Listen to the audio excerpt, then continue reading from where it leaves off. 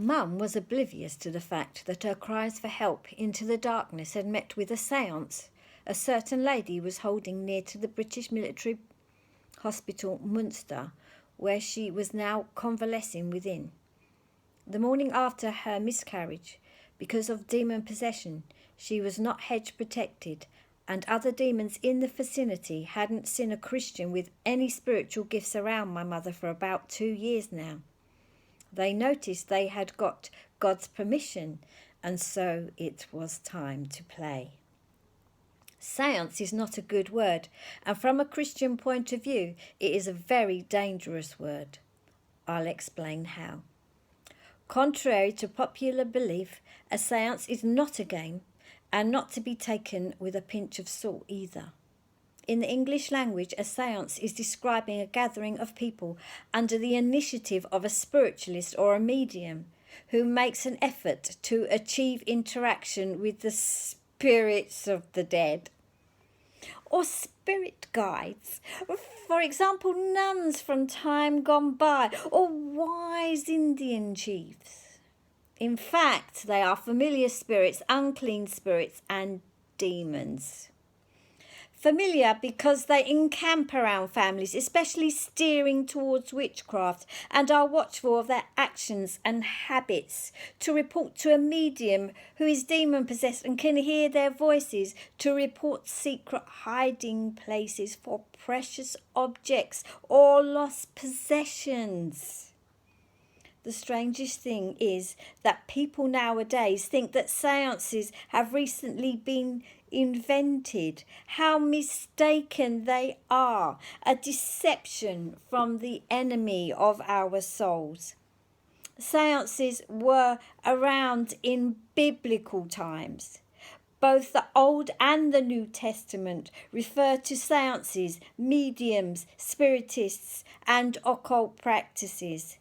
In the Message version of the Bible, 1 Samuel 28 verse 3, it says, Samuel was dead. All Israel had mourned his death and buried him in Ramah, his hometown. Saul had long since cleaned out all those who held séances with the dead. 2 Chronicles 33 verse 6.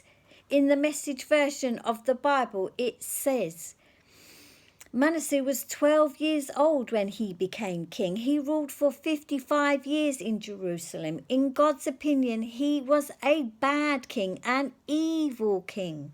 He reintroduced moral rot. I love that description. And spiritual corruption that had once been scoured from the country when God dispossessed the pagan nations.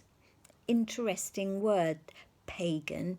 Maybe you should go away and study paganism from a Christian perspective. In favour of the children of Israel, God's people. He rebuilt the sex and religion shrines that good King Hezekiah, his father, had torn down. He built altars, a phallic image for the sex god Baal and sex goddess Asherah, and worshipped cosmic powers, interpreted today as demonic powers, principalities and powers, taking orders from the constellations, interpreted today as astrology. He built shrines to the cosmic powers and placed them in both courtyards of the temple of God. The very Jerusalem temple dedicated exclusively by God's decree to God's name.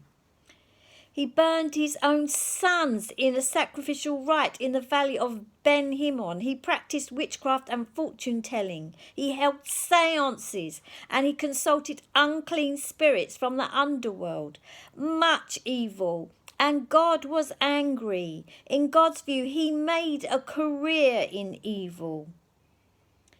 The amazing thing is, at the end of his life, he actually repented his sins to God. He turns back to the Lord. Yes, 2 Chronicles 33, 9 to 18. In the Message version of the Bible, it says, But Manasseh led Judah and the citizens of Jerusalem off the beaten track into practices of evil, exceeding even the evil of the pagan nations that God had earlier destroyed.